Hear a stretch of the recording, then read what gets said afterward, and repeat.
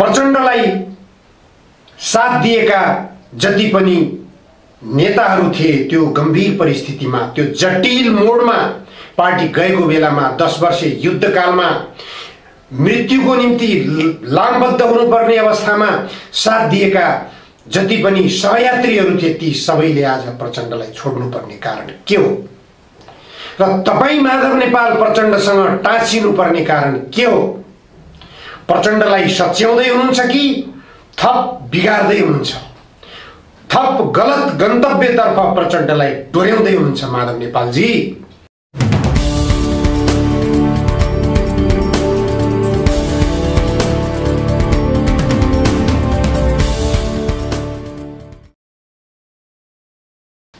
आदरणीय दर्शक महानुभावहरू, जनधारणा खबरमा यहाँहरूलाई स्वागत छ।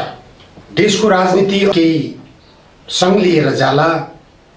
सत्तासीन नेकपा एमालेका नेताहरू बीचमा एकता होला भन्ने आशा जागिरहेका बेला अकस्मात त्यो एकता अलि अवरुद्ध भएको जस्तो संकेत मिलेको छ। नेताहरू बीचमा पदीय लोलुपता, स्वार्थता, भागबण्डाका कुराहरू, आर्थिक मोलमोलाइका कुराहरू यी बाहेक विभाजनका कुनै कारणहरू नेताहरूले देखाउन सकेका छैनन्। विभाजनका लागि सैद्धान्तिक आधारहरू केही छैनन्। जनताका समस्याहरूतर्फ नेताहरूको कुनै ध्यान छैन। मात्र प्रधानमन्त्रीको कुर्सीमा कसरी पुग्ने, यो बाहेक एमालेको नेतृत्व पंक्तिमा अन्य कुनै पनि देखा परेको पाइएन। खास गरेर माधव नेपालजीले देखाइराख्नु भएको छ त्यो चरित्र। माधव नेपालजी 14 वर्षसम्म नेकपा एमालेको महासचिवको रूपमा रहेर पार्टीको बागडोर सम्हाल्नु भएको व्यक्तित्व हो। उहाँले केपी ओलीलाई आफू मातहतको कार्यकर्ताको रूपमा 14 वर्षसम्म चलाउनुभयो। केपी ओलीको प्रशस्त सहयोग लिनुभयो। 14 वर्षसम्म माधव नेपालको सफलता भनेको केपी ओलीको सहयोग, अनवरत सहयोगबाट प्राप्त भएको हो भन्ने कुरा माधव नेपालले अहिले बिर्सिनु भएको छ। उहाँ महासचिव रहेको बेला महाकाली सन्धि पारित गर्न समेत केपी ओलीले उहाँलाई सहयोग पुर्याउनु भएको हो। माधव नेपाल भारतीय नेताहरूसँगको सामिप्यताका कारणबाट नेपाललाई अहितुने गरिकन देशको निम्ति दुर्भाग्यपूर्ण नतिजा प्राप्त हुने खालको महाकाली सन्धिलाई पारित गर्न उहाँ लम्पसार बन्नुभयो। त्यस्तो अवस्थामा समेत केपी ओलीले पार्टीको महासचिवको चाहना, पार्टीको महासचिवको प्रतिबद्धता, पार्टीको महासचिवको विदेशी मित्रहरूसँगको सम्बन्ध लगायतका कारणहरूबाट केपी ओलीले साथ दिनुभएको हो भन्ने कुरा स्पष्ट छ। त्यस्तो अवस्थामा समेत साथ दिएको केपी ओलीले पार्टीको महाधिवेशनमा अध्यक्षको पदमा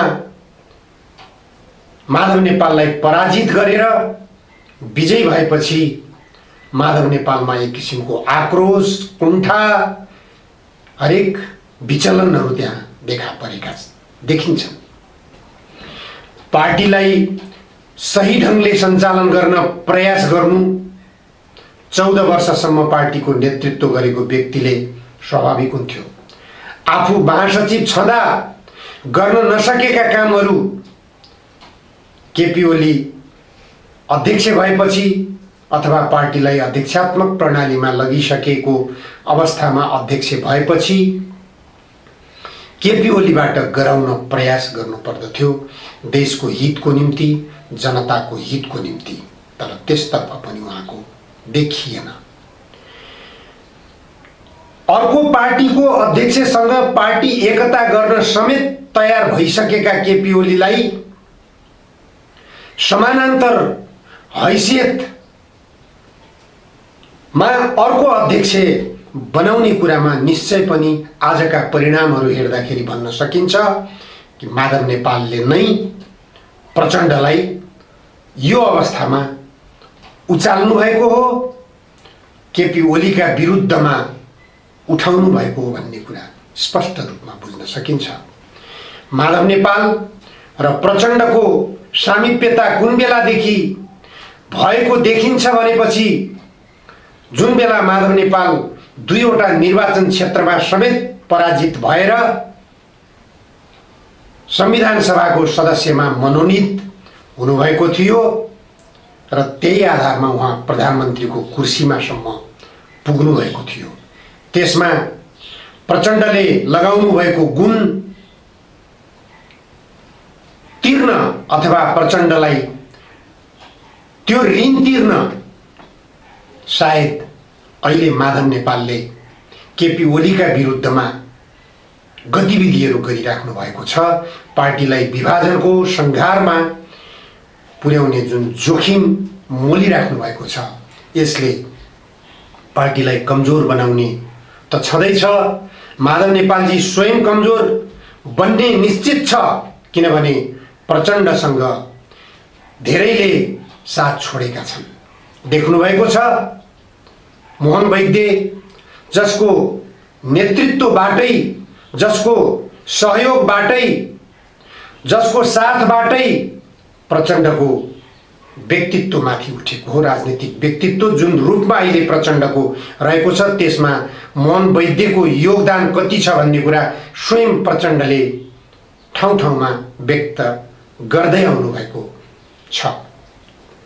सीपी गजुरेल हामीले देखिरहेका छौँ।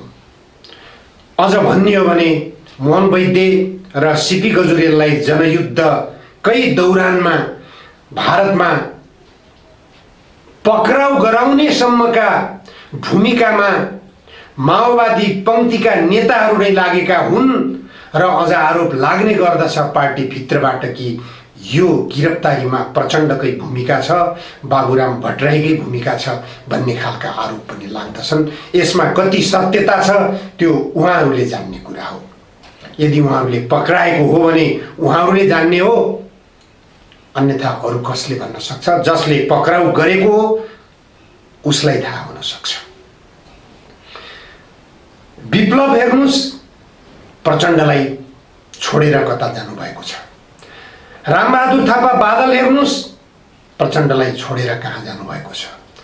अहिले प्रचण्डको साथ पाएँ, प्रचण्डले मलाई दुई ठाउँमा पराजित हुँदा पनि मनोनित गरेर प्रधानमन्त्री बन्न अवसर दिनुभयो भन्ने जस्ता वाहियात विश्लेषणका आधारमा तपाईँ प्रचण्डको काँधमा चढेर केपी ओलीका विरुद्ध बन्दुक पड्काउँदै हुनुहुन्छ।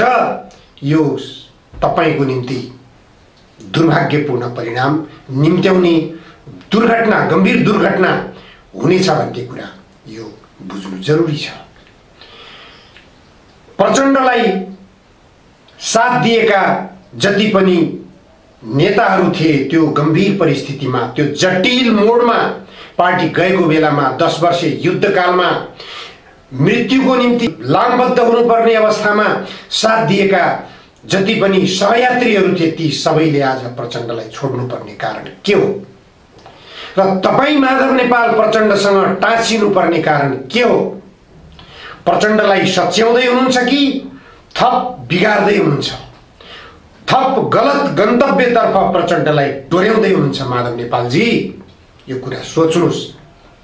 पार्टी विभाजित भयो भने अथवा सर्वोच्च अदालतले तपाईहरुको माग पूरा गरिदिएर प्रतिनिधि सभा पुनर्स्थापना गरिहाल्यो भने परिणाम के हुने हो तपाईले अनुमान गर्न सक्नु पर्दछ। यो परिणामको संकेत प्रधानमन्त्री केपी ओलीले गरिसक्नु भएको छ। प्रतिनिधि सभाको पुनर्स्थापना भयो भने सर्वोच्च अदालतले त्यस्तो फैसला गरेको भोलिपल्टै आफूले असाधारण निर्णय लिनेछु। के हुन सक्छ त्यो असाधारण निर्णय? प्रधानमन्त्रीले भनेको असाधारण निर्णय के हुन सक्दछ तपाईँ अनुमान गर्न सक्नुहुन्छ। तपाईँमाथि गम्भीर खालका आरोपहरू पनि छन्। तपाईँ प्रधानमन्त्री रहेको बेला मात्र होइन, तपाईँ उपप्रधानमन्त्री रहेको बेला पनि, जुन बेला मनमोहन अधिकारीजी प्रधानमन्त्री हुनुहुन्थ्यो त्यो बेला तपाईँ उपप्रधानमन्त्रीको हैसियतबाट जापानले दिएको उपहार नेपाली जनतालाई सडेको चामल खुवाएर तपाईले प्राप्त गरेको हीराको हार, त्यो हार अहिले कहाँ छ? तपाईले व्यक्तिगत रूपमा प्राप्त गर्नुभएको थियो कि तत्कालीन श्री 5 को सरकारको उपप्रधानमन्त्रीको हैसियतबाट प्राप्त गर्नुभएको थियो कि अथवा नेकपा एमालेको महासचिवको हैसियतबाट प्राप्त गर्नुभएको थियो? त्यो पार्टीको सम्पत्ति हुनुपर्ने हीराको हार, उपहार पाएको हार तपाईले निजी सम्पत्ति सरह के गर्नुभयो? बिक्री गर्नुभयो हो कि होइन? त्यसकारण यस्ता खालका गम्भीर अपराध तपाईले पार्टीको नेतृत्वमा रहँदा पनि गर्नुभएको छ। यति मात्र होइन, तपाईले के गर्नुभएको छैन? त्यो बेला केपी ओलीकै काँधमा चढेर केपी ओलीको सहयोगमा तपाईले शीर्षस्थ नेताहरूलाई पार्टीबाट निष्कासन गर्ने बेला तपाईले भारतीय नेता तत्कालीन नेता प्रणब मुखर्जीसँग कस्तो खालको मोलमोलाई र कस्तो खालको लेनदेन गर्नुभएको छ भन्ने रेकर्ड पनि केपी ओलीसँग होला नि। यो कुरा नबिर्सनुहोस्। केपी ओलीले त्यो बेला महाकाली सन्धिमा तपाईलाई साथ दिएको अवश्य हो, तर तपाईले गरेका अपराध कर्महरूको हिसाब किताब पनि केपी ओलीले राखेकै होला नि। असाधारण निर्णयको गन्तव्य त्यता पनि जान सक्छ। यस्ता कुराहरूमा स्वयं प्रचण्डले पनि ध्यान दिनु जरुरी छ। गर्नुपर्ने के हो त भनेपछि केपी ओलीलाई देशको हितमा, जनताको हितमा, संविधानमा लेखिए अनुसार, प्रस्तावनामै लेखिए अनुसार समाजवाद गन्तव्यतर्फ विप्लव नेतृत्वको नेकपाले चर्को रूपमा 3 वर्षसम्म बम विस्फोटन गर्ने सम्मका गतिविधि गरेर वैज्ञानिक समाजवादको माग गरिरहेको अवस्था छ। वैज्ञानिक समाजवादतर्फ देशलाई उन्मुख गराउनको निम्ति तपाईहरू सबैले केपी ओलीले सुतिरहेका मानिसहरूको टाउको काटेर राजनीति सुरुवात गर्नुभएको हो। माधव नेपाल त्यसैमा आएर पछि जोडिनु भएको हो।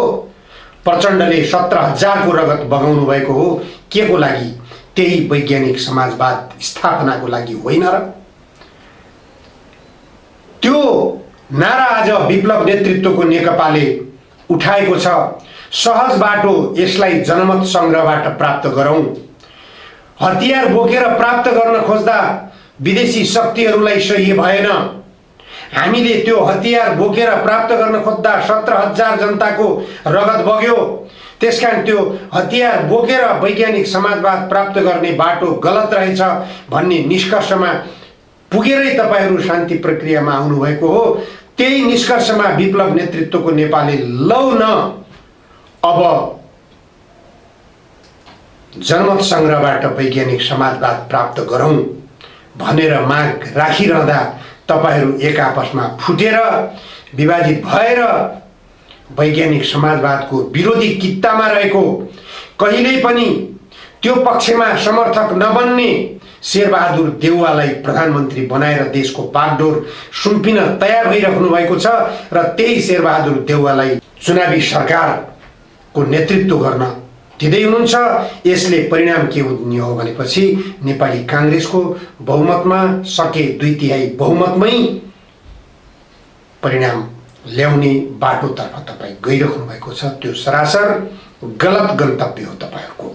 त्यसकारण तपाईहरुले सोच्न जरुरी छ, गम्भीरतापूर्वक सोच्न जरुरी छ। अन्यथा केपी ओलीको असाधारण कदमको सामना गर्न तयार हुनुस्। असाधारण कदम के हुन सक्छ? नेपाली सेनाले नेपाल प्रहरीलाई 10,000 थान अत्याधुनिक हतियार बुझाएको छ। किन होला अनुमान गर्नुस्।